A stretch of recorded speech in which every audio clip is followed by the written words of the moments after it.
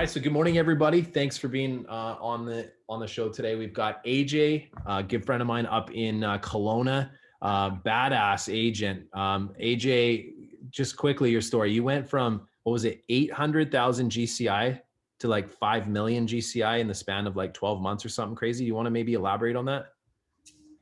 Yeah, it wasn't quite that impressive, but so in 2007, 8, I had a team and we were doing 500, 600, we were doing 100 deals. So the average deal was smaller then, but we were doing about 100 deals. And then I had kind of floundered in this space of just kind of expecting people to learn from me by osmosis. And I didn't have a lot of systems and that.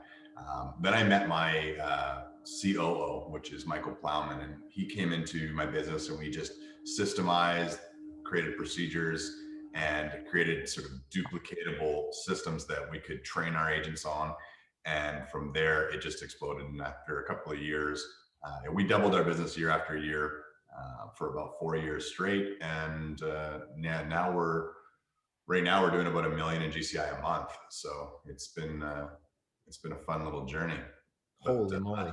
Yeah, last year was a record year for us, and this year looks like it's going to blow the doors off last year. So, wow. So you like injected steroids in your business. So AJ, maybe walk us through sort of like the history of kind of going from, you were a high producing agent, probably to start off with a team, floundered a little bit, had some success. So maybe walk us through kind of the early days and then what kind of clicked for you and what you needed to do to get to this next level. Yeah, for me, I mean, in the early days, I was able to attract people into the business quite easily just because, we had created a flashy brand.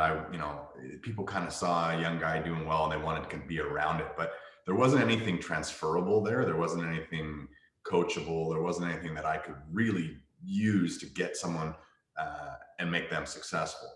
And so, we spent a fair amount of time just with a revolving door of agents coming, joining the team, joining the brokerage, but not really getting any traction. So it wasn't until we created value propositions to the marketplace. We had, a very specific value proposition to buyers, one for sellers, and then we created a value proposition for agents, which was a career path where you came in, you got trained, you started as an associate, then you made partner, then you made senior partner, and there was an actual career trajectory. We just got serious about a value proposition to all the major stakeholders. And once we had that figured out, we had a sustainable model that, not only did it attracted lots of clientele into the business, but it kept agents inside our ecosystem. They didn't just come learn from us for a couple of years and then take off, which is the kind of the main thing that plagues most team leaders, is that you feel like you're just training people to go and become your competition. And so what we did was we focused on creating a model where there was no greener grass, right? And that's been our just obsession, is trying to figure out. And so, our senior partners that I talk about, we these are major stakeholders in our business. They get a little bit of profit sharing, and we talk to them on a monthly basis, and we ask them, like, is there a breakdown in the model somewhere? How can we leverage you guys further? What can we do to give you a better work-life balance? How can we create a system where you guys actually get to experience the true promise of this business, where you can be home at night with your kids, you can have weekends to do the things that you enjoy, and still operate at the highest possible level, doing 70, 80, even 100 transactions a year, making that 400 or 500K a year net money, and sane amount of work, right? And so that's just become our obsession, is trying to serve our agents now so they can hit that that utopian sort of space of having that work-life balance. I remember when I visited you up in Kelowna a few years ago, and we visited your operation, and it was, you literally had departments and systems for everything. Mm-hmm. So maybe break down how your business is structured, because you run it as a brokerage, but you're kind of running it more like a team would, like a traditional team. So maybe explain that concept to everybody. Sure. Yeah. It's a teamerage, really. So we've got 15 frontline real estate agents. In support of that, we have 4 licensed inside sales agents. So all the inbound calls, all the inbound leads come into the ISAs, right? And then at the front desk, we've got our lead coordinator. So she's database manager, making sure that sort of that first impression with the leads, making sure speed to lead is followed, all those things. So that's our lead coordinator. She also sits at the front desk. And then we've got the marketing department. They handle all the marketing collectively for everyone. So everybody submits to the idea that pooling our marketing resources is better than everybody having their own, $1,000, $2,000 a month marketing plan and just making little bits of noise. We're one cohesive message, and we're spending, close to 100 grand a month on that one message, which is what gives you the frequency. And that's what gives you the reach in order to actually make some waves in your marketplace. So everybody submits to the idea that Vantage has the marketing department. You don't have to worry about marketing. They submit to the idea that my inside sales agents are better prospectors than them. And so that all the leads are better, both inbound and outbound leads are better served by the ISAs. And so they're in a situation where they handle only the middle, the consultative portion of the real estate deals. There's a licensed transaction management team that takes the deal from contract to close as well. And so the agents, they see themselves as consultants. They get a consulting fee. It's a flat fee based on the cost per sale that works for us to build a scalable business. And they don't really concern themselves with the price point of the homes, the price point of the clientele they're serving. They're getting their flat fee per deal, right? And so you've got, like I say, the first portion, the prospecting is handled by one department, the consultants handle their service period, and then you've got the transaction management team that makes sure the I's are dotted and the T's are crossed. And so the administrative team is quite large. We've got client care, we've got transaction management, we've got listing coordinators. There's 8 in total servicing those 15 frontline agents. So basically, for every 2 agents, you need 1 admin in our model. But the amount of brokerage level or team level services that we're offering allows agents to sell 5, 6, 7 homes every month, and we build a team around them. So in support of them, you've got licensed showing agents. So the top producers, once you hit 5 deals a month on average, you start getting access to certain bits of leverage, like having access to a showing assistant who can help you be in 2 places at once, right? And you've got somebody that's managing your center of influence for you and doing client care and keeping that database percolating and all that. So it's if I had to summarize our model, it's about leverage. It's about leveraging our agents so that they can reach that highest dollar per hour activity. Yeah. One of the things that I found really fascinating, AJ, was some of the creative splits that you'd created with your agents. Do you mind sharing that a little bit? Like you have different levels that people can hit, and you have kind of a flat fee system. I don't know if that's still what you're running, but I was really intrigued by that. Mm-hmm.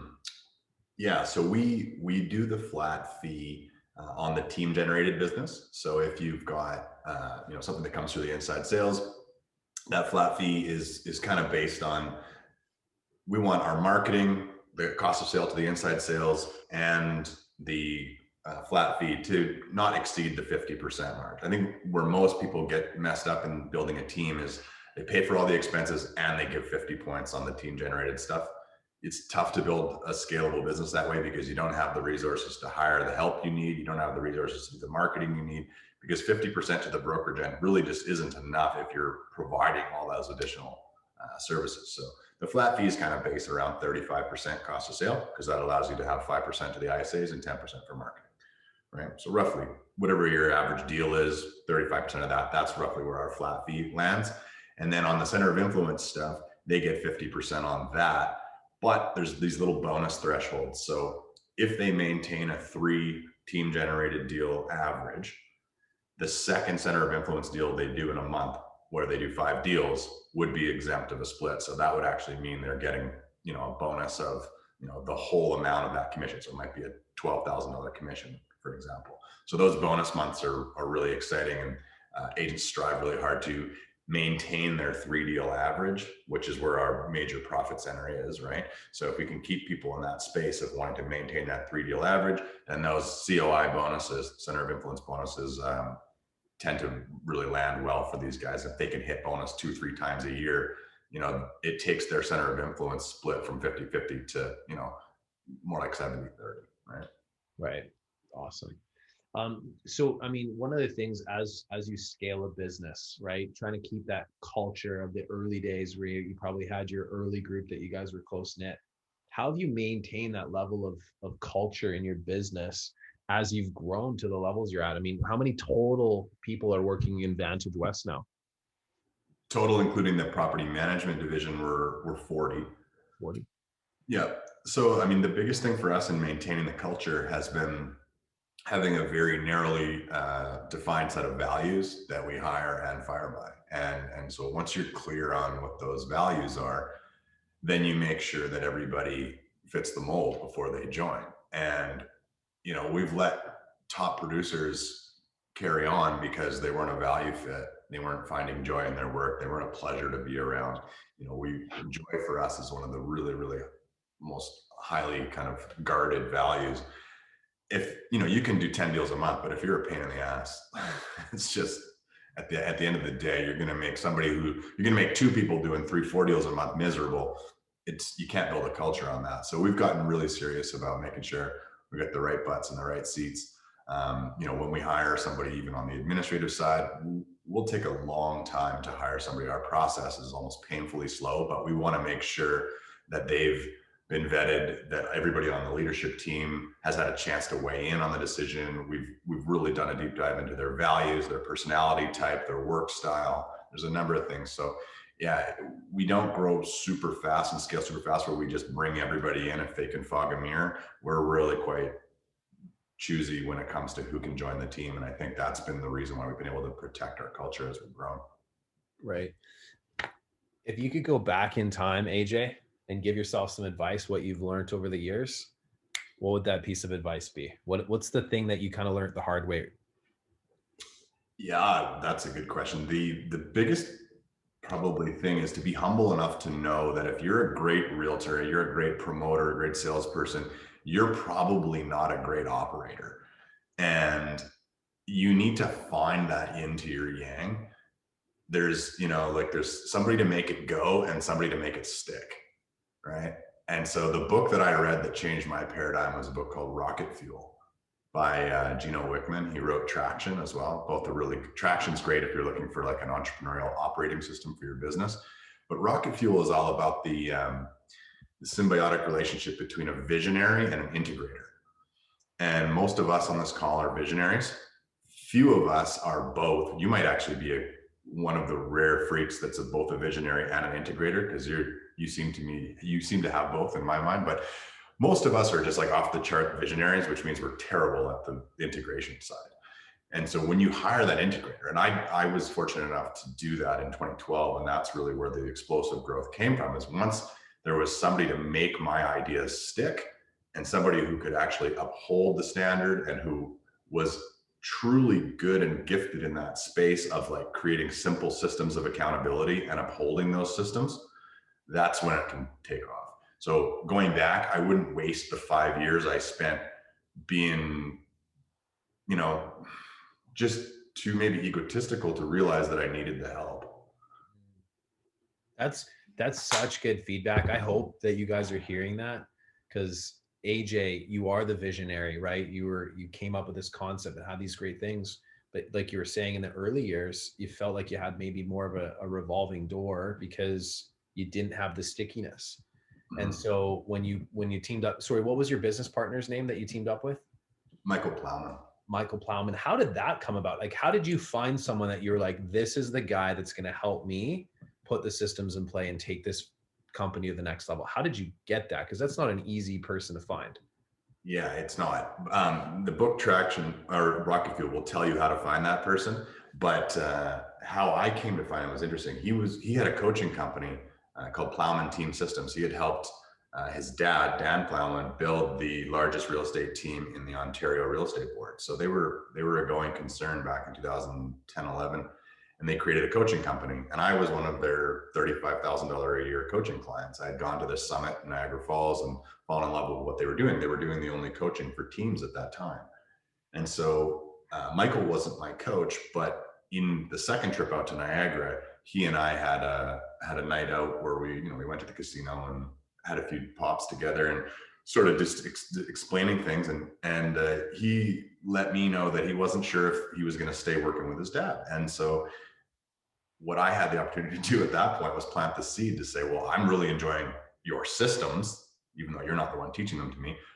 Would you want to come out west and check it out, see what we've got going on? Maybe there's a consulting gig we can do together. So he came over on a 3-month consulting gig, which was, I was going to pay him a pretty hefty amount for that.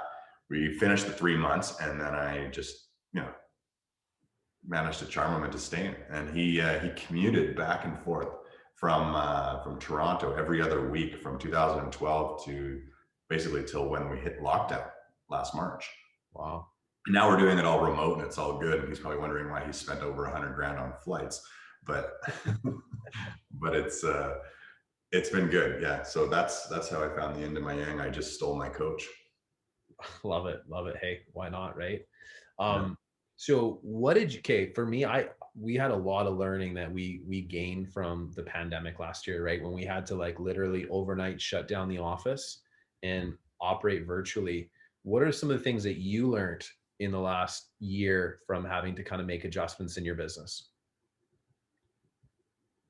One of the things for me personally as a team leader, I learned that my presence physically is actually not required. I got to spend 4 of the last 5 months I've been gone. We were in Arizona, we were in Mexico, we were in Hawaii, bouncing around, and I got to spend some time with my little baby girl. And but as long as I'm there for the key cornerstone things like the team meetings where we're appreciating our people and doing those things, and I'm there for the monthly check-in call with them where I look at their business plans and spend some time with them. Those are the cornerstone things that they need me for. And then obviously I'm driving the vision, but I can do that from anywhere. Moving the pieces on the board, I can do from anywhere. I don't need to be physically in the office or even physically in the city that I live in order to do that. So that was a big thing I learned. The other thing that obviously I learned, and anybody that's at EXP will appreciate this, but bricks and mortar isn't as much as it was cracked up to be in terms of the necessity to be all under one roof. You can still create a camaraderie. You can still create a culture without the brick and mortar presence. So that's an interesting thing, because we were about to build a massive new office for ourselves, and we may still, but I'll have to rethink how we do it, because everybody having their own 7x7 office is not important anymore. Right. So it'll be more of like a place for us to get together. It'll be maybe amenity rich, a place there you want to leave your house to go to that place, but not because you want a 7x7 cubicle of crank out calls. Yeah, good perspective there. So AJ, you run an independent brokerage, right? And interestingly enough, AJ actually referred me one of his friends recently to say, hey, come, somebody's coaching, you should do this EXP thing. So obviously you understand the model a little bit, right? So when you think about like the future of real estate, and if you were to say start your company today, what are some of the pros and cons that you see with the cloud-based models versus the independent models? Either way, I'd love to just hear your thoughts, good or bad. Yeah, no, I have a lot of respect for the business model of EXP and the brilliant financial engineering that's been done in order to create the stock value you guys have seen. And that part's cool. I definitely have FOMO missing out on the stock appreciation for sure. But yeah, I think the future of real estate is digital. There's no question. And I think that for us, part of my expansion plan for Vantage would be a Vantage Digital, which would borrow much of what I can see working within EXP as far as just centralized services. And I like the model of having a compliance in each province and how you've kind of created economies of scale there. It's good. I mean, that's where I think the future of it is. And I think if I was starting, if EXP had existed in 2008 when I started Vantage West Realty, this probably wouldn't be a Vantage West Realty, but I'm happy that I've created the brand, and I think there's brand equity there. And yeah, I mean, I think the future's for sure digital. I think you guys you're on the right track without a doubt. So, because there's some people on the calls that maybe have thought of independence, or maybe have been at other brokerages or whatever. What are the pros that you liked about the independent, and like having your own independent brokerage versus maybe associating yourself with like a Remax or a Royal LePage or something that's maybe a Mhm. little bit more established and known? Like, why did you go down the independent path? Candidly, I didn't have a choice. I had a little infraction in 2007 where I put a house under contract accidentally with two different buyers. And so there was a bit of a thing. I had a 30-day suspension, and Remax gave me the old.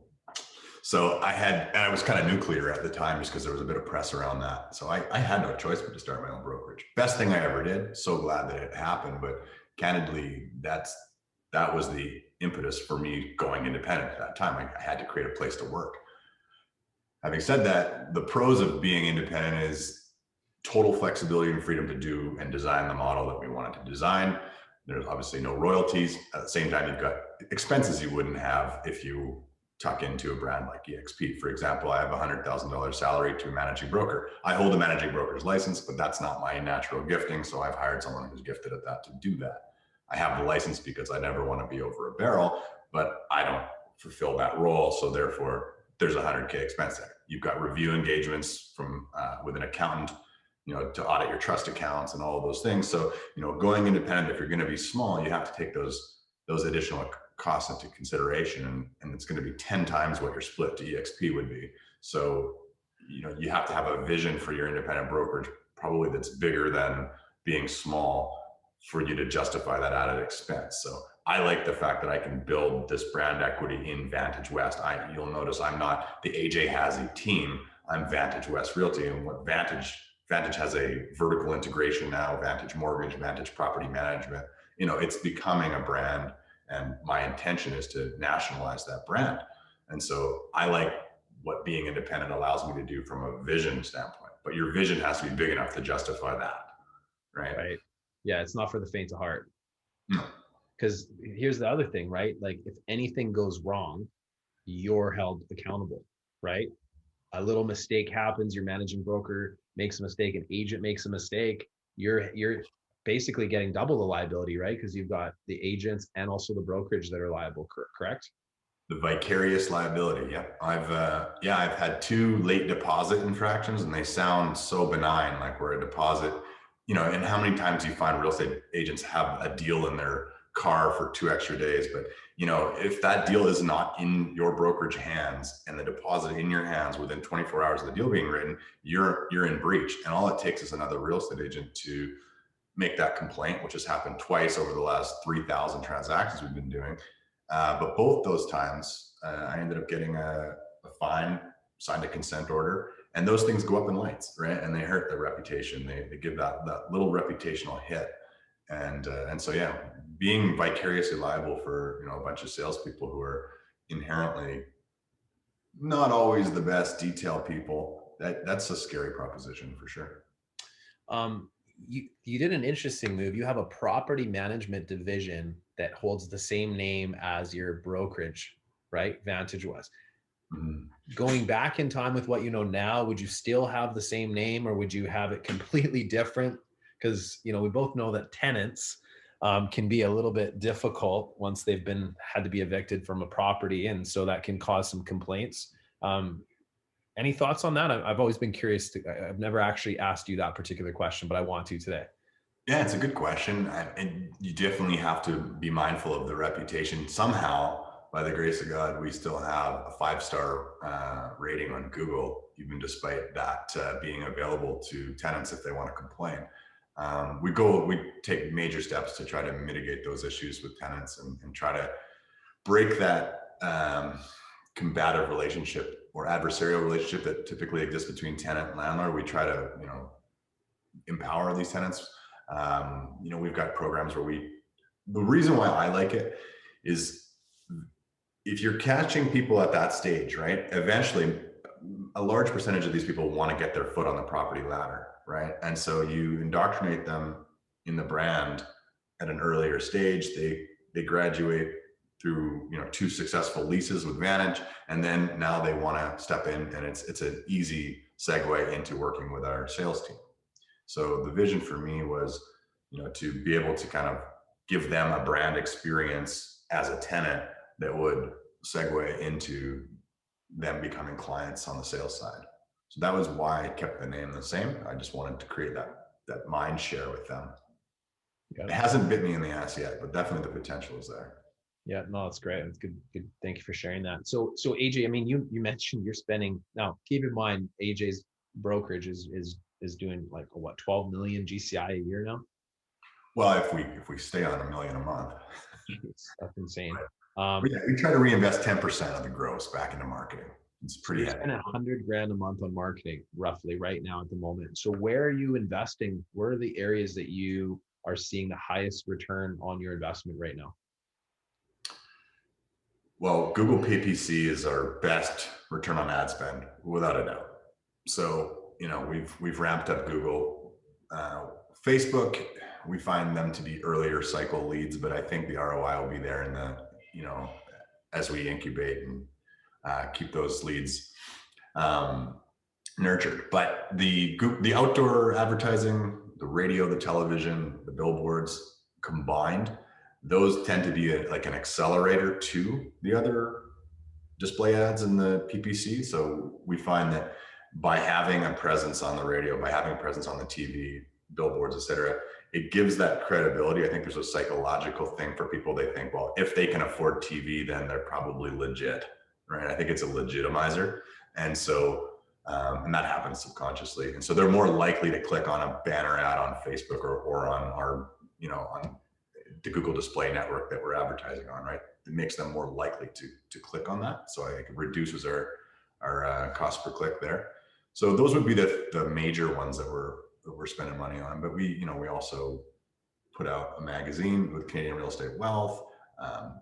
There's a significant budget that goes into print still, not our mainstay by any means, but and then obviously we're in that 10% marketing is the video production. So for our luxury listings and things like that, we're spending a decent chunk of change to, put out these lifestyle videos as well, which are landing us more luxury business. So they're worthwhile.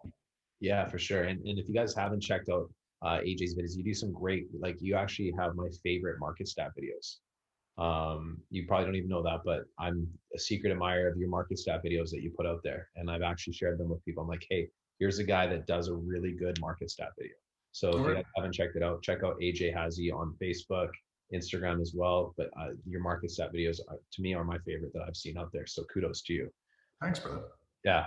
You guys sometimes just replicate what you're seeing out there, make it your own, but steal ideas. I'm sure you took that idea from someone else and made it your own. And that's kind of how we grow, right?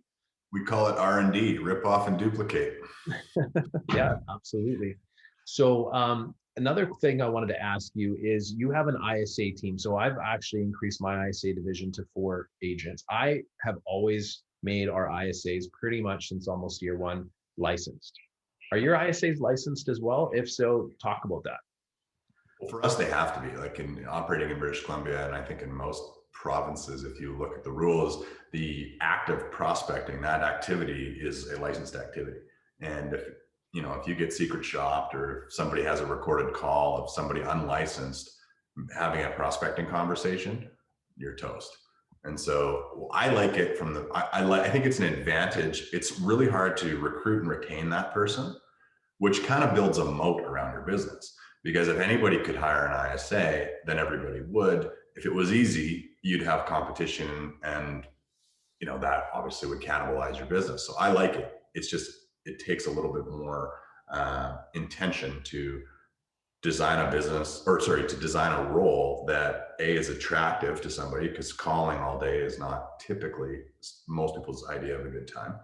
And then, so you have to design it in a way where they have flexibility in their time, and they have a pretty substantial income that they can make. Like all of our ISAs are gearing to make 6-figure net, and they don't have the stress of the home inspection that's killing the deal, or the clients that are freaking out because they're going to be homeless and all that stuff. Like they don't deal with any of that. They just handle the optimistic portion of like helping people decide what their next home might look like, or talking about a consultation on what their house might be worth in today's market, right? That's always a little bit more of a happy time than the stress of it. So they get the low stress, they get the 6-figure income, and they get to design their own schedule. But they have to be licensed. So to answer your question, for us, the licensing is mandatory. Nice. So that's good. So we agree on that. The other thing we agree on is I think you need to really look after them, give them the ability to earn a good income. They're a key role in our system, and I think they're a key role in your system too, right? Like they're the first point of contact for a lot of the leads. How do you keep your agents involved with prospecting? Because that's something that we've been working on. Obviously, we have them really work their sphere of influence. That's a big area that we want them really bringing in business that way. We want them to, obviously build a referral business, but we actually have them go in and work some of the, leads that have been in our database for a week or 2 weeks where we haven't been able to make contact with the front line. Mm-hmm. Do you have any sort of systems around that or expectations that you guys have created for your agents? We've created a lead pond, or we call it Shark Tank, which is a pool of leads that haven't been contacted yet, or haven't been contacted in the last 30 days by an ISA. And these guys can plug into the Mojo triple line dialer at any point and just start firing through these leads. And if they want to make 10 connects, that they've got a spare hour, they can go in there and they can do that.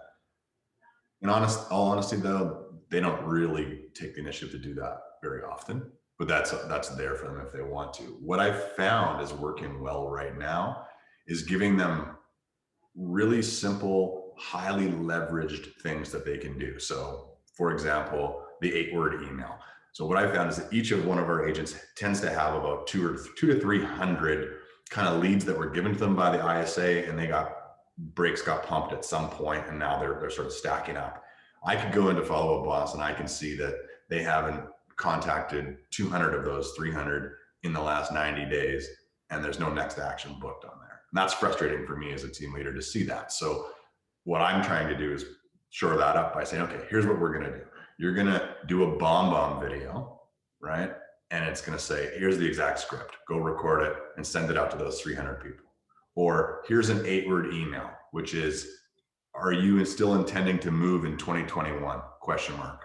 That's it. Send the email to those 300 people, right? And the response rate's really good, but it's highly leveraged. These guys spend 10 minutes, touch 300 people, and they're always surprised, like, oh my gosh, I can't believe I got 15 responses from that, and 4 of them are active leads, and I booked 2 appointments, and like, yeah, of course. So the highly leveraged stuff, I'm finding there's uptake on that more so than because they're spoiled. You give them ISA appointments, nobody wants to go work a cold lead. They want the gravy, the low hanging fruit, and that's fine. So you got to give them easy, actionable things they can do to move the needle quickly. When it comes to hiring, what's the thing that you've learned, hiring? Because I think that's something that everybody struggles with. A lot of people struggle with finding the right talent. That's something that we spend a lot of time trying to help coach them through. And I kind of have some key things that I believe in, but I'm curious, what are kind of the things that you look for when you're looking for talent for your group? Yeah, so this is only recently, but we've started in the interview process or probing for coachability. So you can do a role play with somebody, and obviously they've never done it before. So there's going to be things you can do to point out where they could have improved, right? And so then you give them a few nuggets and then ask them to redo it. And if they can retain some of those nuggets, and depending on their response, depending on, like, you can gauge whether they're truly coachable. Are they appreciative of the advice, or do they get down on themselves because they think you're, dumping on their skill set or whatever the case is? So we look for coachability. And then the other thing is that I think is a huge predictor of success is past success. So I don't care if they was successful in real estate before, but, did they play varsity football? Did they, were they the captain of their rowing team at some point? Were they the top salesperson over at Cintas? Like, did they do something at some point in their life where they elevated themselves to the top of something? I think that's a key thing. So, I look at the people who have really been successful in our system, and they all have that common denominator, which was they have a past high performance. They have a high standard for themselves. So coachability and that high standard tend to be the 1-2 punch that gives us that really nice confidence that these people are going to be a fit and be successful. And that's like so on point, guys. Past success in whatever they've done is so, so key, because that's the standard.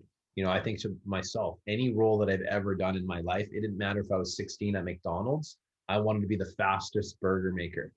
And it killed me that I was second fastest because there's a manager who'd been there 20 years and she could make them faster than me. I tried to compete with her head to head, but like that was a standard in my head. No matter what the job was, I wanted to be the best.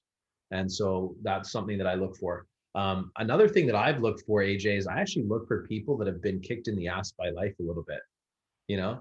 And so sometimes people that have been through the school of hard knocks and been able to like bounce back, or maybe they've been through some adversities, I feel like they're a little tougher. You know, there's just like a level of toughness that they bring to life. If they've had a silver spoon upbringing and things have been quite easy for them, they tend to be a little soft when you get some of the ups and downs of real estate, which happens to everybody. I don't know if that's been something that you found too.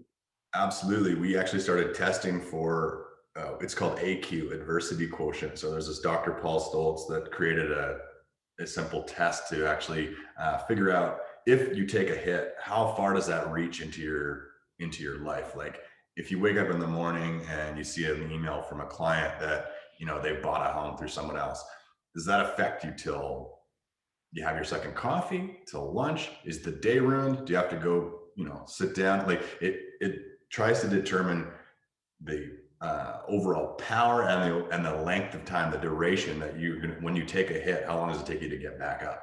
And so that adversity quotient is something that we test for. It's one of our final steps in the process. But we do ask questions like, to your point, is, you know, can you give us an example of, you know, at some point when you turned lemons into lemonade, or where you, you know, you took a hit and had to get back up? Do you have a good example of that? And I like to hear those sort of overcoming stories. We look for those in the first interview for sure. That's awesome. So let's open it up to some questions. Let's get a little bit of a Q&A here. So one person said, where do you find your ISAs? We run ads on Indeed. Okay, so ads on Indeed. For us, we do the same, but we actually look through our sphere of influence as well. What I find is I usually know someone who has the skill set that I'm looking for. And if they have the right attitude, mindset, work ethic, to me, those are people that I'll kind of approach. And I constantly have little seeds planted. And another one that we're just started doing is Sales Navigator through LinkedIn. If you can pick, like we found that Shaw Cable, for example, the guys that worked in the Shaw system tend to be pretty good on the phone. They were selling cable packages over the phone, but they were doing it with a high level of oversight. So there was systems, there's KPIs, they're used to that. And so we found that those guys were a good sort of ground for us, poaching ground for us. So you can go right up through LinkedIn. You can find people who work at Shaw with a specific, you know, sales role, and you could start direct messaging them, letting them know, hey, have you ever thought about real estate? I think you'd be great. Right. That's interesting, because Jamie, who's our head ISA, he worked at Shaw Cable, was one of the top salespeople in there. And then his brother Freddie, who also works with us now, he also used to work at Shaw at some point. So interesting that you just mentioned that. Totally. Do you do any geographic farming? No, not to say that it doesn't work. It's just we don't. But I think it's a great, you know, I think you can do it digitally now too, right? With postal codes and, you know, geo farming. So I think a combination of like actual old school mail outs plus a geo farm, that 1-2 punch could be very effective. Yep. And it'd be something you have to run for 12 months, I think, right, AJ, just to really get the ROI on that. I've yet to find a campaign that just from the minute you hit go is effective. It takes frequency. Yeah. And that frequency, I mean, I guess if you're going to mail a postcard every week, you could accelerate the frequency to maybe 12 weeks, but they're going to need to see that postcard 12, 15 times before there's going to be a response rate that's worth talking about. Yep. I couldn't agree more. Let's open it up. Anybody that's on the Zoom call, what kind of questions you guys have? I mean, there's some team leaders on here like Ben and Corey and Carrie and people that are, you know, in the process. So love to hear what your kind of questions are. Again, AJ has built a monster business. doing really, really well, has a lot of years of experience. And so I have a huge amount of respect for what he's built. So definitely somebody worth asking good questions for, guys.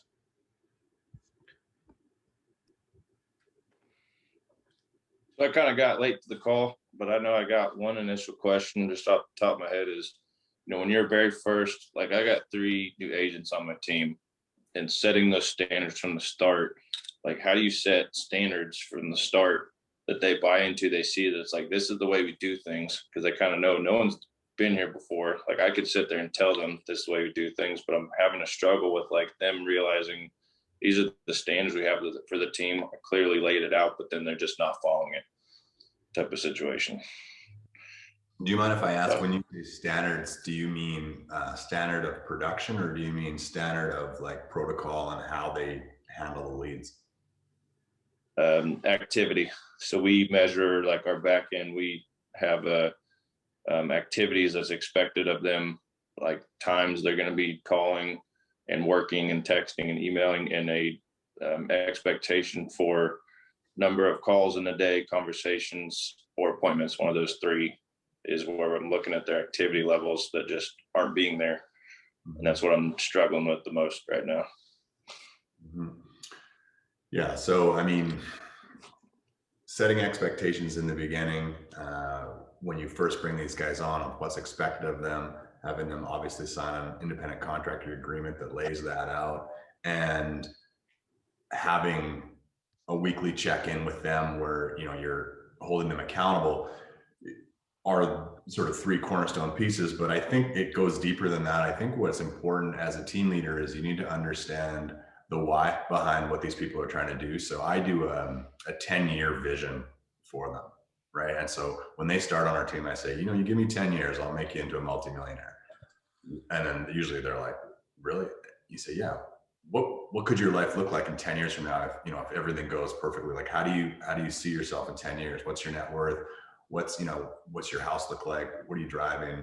How much dough have you got invested? Where are you at, right? And this is usually the first time they've ever thought of that. And so it's a cool exercise for them to kind of expand their mind and really just dream. And then what I do is I reverse engineer it from there. So if they want to be worth $3 million and be making $500,000 a year, and they're starting from scratch, I kind of show them what a trajectory could look like. And once we've figured out that, they set a goal around what they want to accomplish in the short term. So, we live inside of a 12-week year.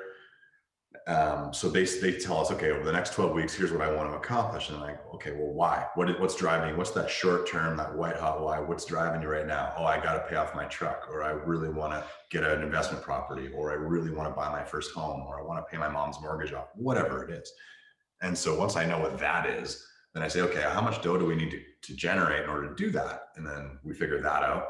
And then I say, okay, well, what do you think your activity input's going to need to be in order to hit that? How do you make sure this is as good as done, right? It's kind of like that Grant Cardone 10X. It's like, okay, you could maybe do it with 50 calls, but you for sure would hit it with 500, right? And then get them to take ownership of it and connect it to something that matters to them. And then I found that once it's connected, then you get real traction, where it's not like the boss is telling me I got to make 50 calls. It's no, you told yourself, you told me that you wanted to do this. And we sat down together and figured out that this amount of activity was going to get you there. So you're failing yourself. You're not failing me. Our business will be fine whether you make the calls or not. This is about you. Love that. I think it's super helpful. Peer-to-peer accountability also can work really well. So like one of the things that we do is like our morning huddles and our evening huddles, where we kind of keep each other connected. And part of that is like we set our intentions for the day, and then we share where we hit numbers wise for the day, our win of the day. And that's been hugely beneficial for us, especially last year when the pandemic hit and nobody knew what the heck was going to happen. We just stayed focused on what we can control, which was our activities and our output, and came up with a peer-to-peer accountability plan where we would all hold each other accountable to hitting those daily goals, and only focus on what we could control, which was our actions. And by staying in that action mode, we were able to have our best year ever last year too. So it's good advice there, AJ. What other questions do people have? Hey, AJ, John Carroll here. Thanks for being on the call. Take a lot of value out of it. question, when you brought on that partner in 2010 or so, you said it kind of rocketed your business in a great way. And you talked about processes that you put in place that you kind of weren't seeing. What are some of the processes, and how did you implement those, and what did he kind of share with you to kind of rocket fuel you, to put you in that right direction? Yeah, great question. First thing was an 80-hour training indoctrination for all of our agents on effective communication, buyer scripts, seller scripts, buyer presentation, seller presentation, a sales process that they could follow. Our sales process goes from the initial meeting where we sign a buyer's agency agreement to booking. In that meeting, you book the market education, which is going out and looking at properties, not for the sake of buying. And then you graduate them to showings. And then from showings, there's a tournament style on the showings that leads you to an offer. This sales process, right? And so then you've got, like I say, bringing in the buyer's presentations. We had no buyer's presentations before.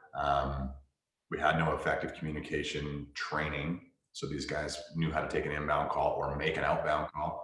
Most people flub the call when someone calls in about a property. They don't know how to deal with it. So when we actually spent the time to make sure everybody on the team had that same baseline, that was like the first big shift for us. And then implementing the tracking system. So again, I think people are caught on, and CRMs now do a great job of tracking for you some of the KPIs. But at that time, building a spreadsheet, and it was called our scorecard, and tracking every single KPI that mattered, that was totally foreign to me at the time too, because again, we were just winging it based on our natural salesmanship and doing lots of business and making money. So didn't think we really needed to be tracking these things. But when you do it at a team-wide level and you're trying to create scale, you need to have that tracking. So, training and tracking were like the two big pieces that Michael put into my business that put us in a good place to blow up. And then after that, it was a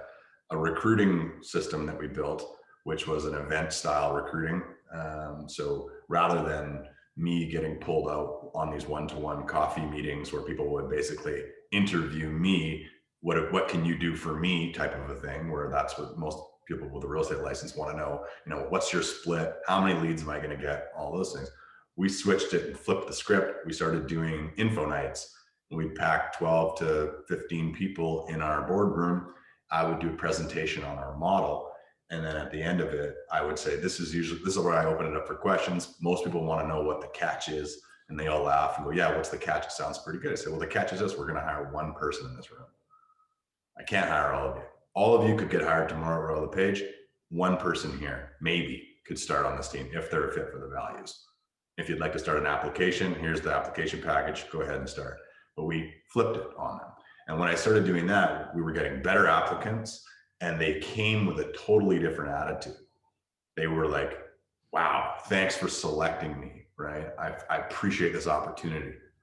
Completely different than, I'll join your team if you sharpen your pencil, right? And that's kind of how it used to be, where everybody wanted to negotiate on the way in. How big's my office going to be? How many leads am I going to get? Right.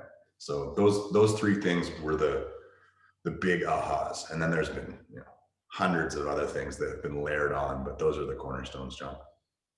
What's funny is most agents are unconscious competent, AJ. So like a lot of the high producers, and you're in coaching now, right? So you're going to find this out.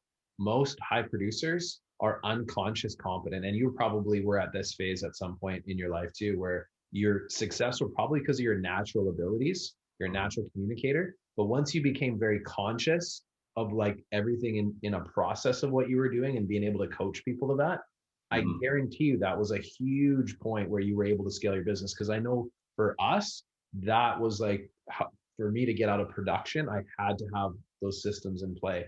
And I'll be honest, we're always in beta mode. And I don't know if you feel the same way, but like we're always in beta mode, which means we're always looking at our systems and processes and looking to evolve them and make them better. So I don't think we're ever not going to be in beta mode. I don't think we're ever going to be in a position where like we've got it all figured out. We're always making little tweaks. We don't revamp the whole thing, but we make tweaks to our model. And so one of the things that I've been obsessed with for the last couple of weeks, and it was really interesting hearing your buyer process, is almost identical to what I've been mapping out for the ideal buyer process, AJ. And I'd love to jump on a one-on-one with you soon and talk about those processes. But you talked about like the exploratory tour. You used a different word for it, but it's basically that, where before clients even write an offer, they're out looking at inventory and getting a sense of where things are at, right? You talked about like the importance of the consultation. These are things that if you can teach your agents to do that, they're going to convert at a much higher level because they're learning best practices. And it drives me absolutely bananas right now how many agents are literally showing up at a house and that's when they try and build rapport. If I'm trying to look at a house with my wife and you're trying to build rapport and talk to us at the same time, we're not on the same frequency. You're not creating a world-class experience here, guys. And then if we end up writing an offer on one of the first properties we see, but we've had no context for the market, don't be surprised when you get buyer's remorse. Like that's a common thing that happens. But if you follow a world-class process like what AJ has and what we have, and you actually instill that, you're not going to have that problem because your clients have already prepared themselves. Another bad habit, AJ, and you tell me your opinion on this, right, that I'm seeing right now, is people are like, well, it takes 2 or 3 offers for people to learn. If you're writing an offer for a client and they're not even able to be competitive because you haven't set them up with your process, you need to look in the mirror, guys. You need to look in the mirror. The client's not the problem. It's your process is the problem. And I'm just going to tell you the honest truth. AJ, what are your thoughts on that? Yeah, no, 100% on that. I mean, there's going to be times where clients are going to have to write a couple of times in order to be successful when it's this competitive, but you need to be setting them up to be successful from day one. And that happens at that initial consultation where you explain agency to them, you explain your service. Once they've agreed they want you to go to work for them, you give them a dose of reality. You say, here's the lay of the land right now. Here's a couple stories I can tell you about clients I've worked with in the past. Here's where they fell down and we don't want you to make that mistake. Or here's a client that I was recently successful with and this is what we had to do in order to be successful. I find stories are what sell. So you give people, real-time stories of both success and failure so that they go, okay, I get that. That resonates. Once you explain to somebody that was in their shoes, give them a story, but you got to set them up so they understand what it takes to get a property.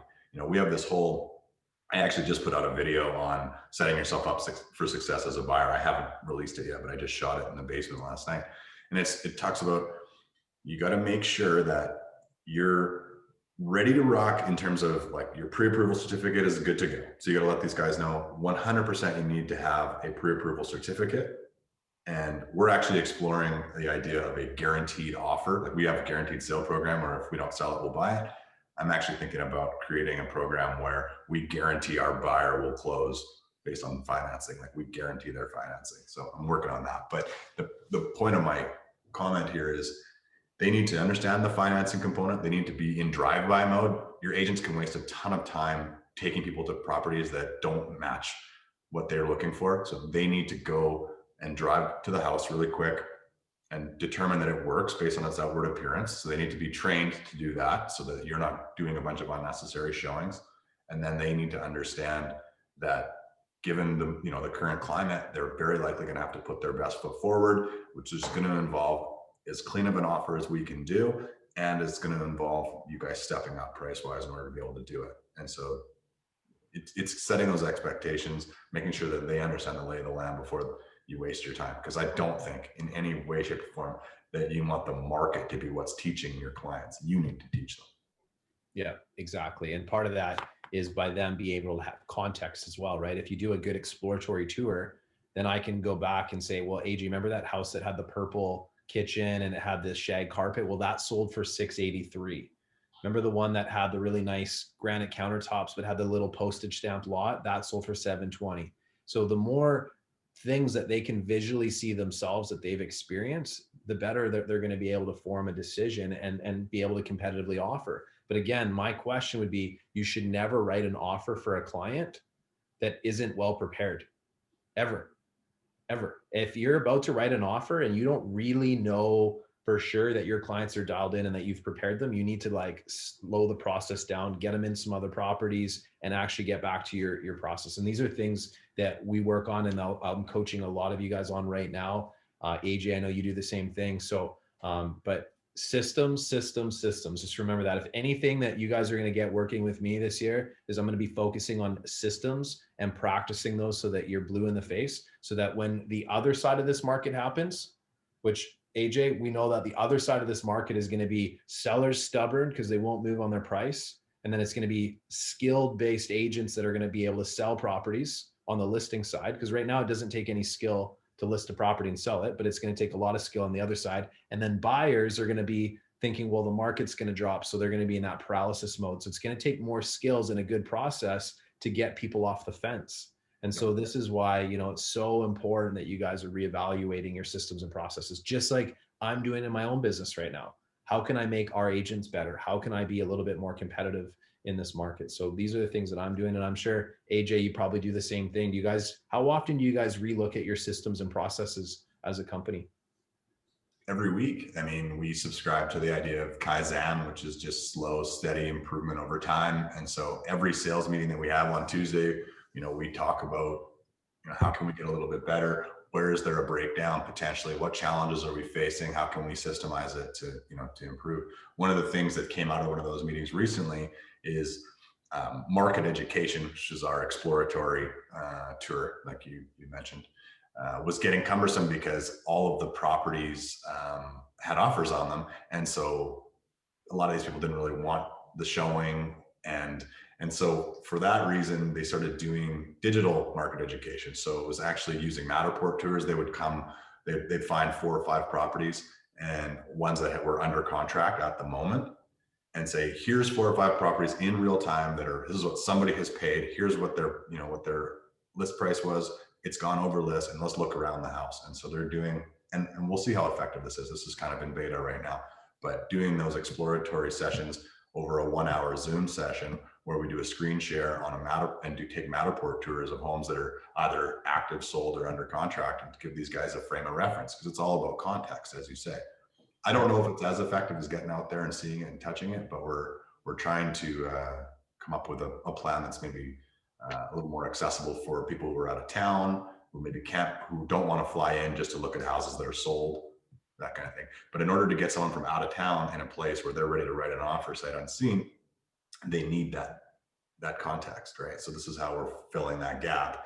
And then we're doing video tours of properties for people, FaceTime, or, you know, using a WhatsApp video tour, and getting people the ability to, you know, to see inside the home and write offer sight unseen. So that's one of the evolutions that's come from.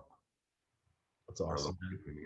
AJ, I mean, I'm gonna be reaching out to you, and we're gonna be doing a lot more masterminding, just because I've got lots of stuff that I want to cover with you and bounce off of you, and I'm sure you've got some things you probably want to get from me too. So I think collaboration again is a big thing. You know, just because AJ is another coach and successful agent I have no issue bringing people on that are smarter than me in areas of the business and have done better than me. It's okay, because that's how we all learn, right? The more you put yourself in rooms with people that are excelling and smarter than you in areas, the more you grow. And so for me, I come at this with no ego, and I'm always looking to be in those rooms where I'm not the smartest guy. So AJ, thanks for being on here today and sharing openly. I love it.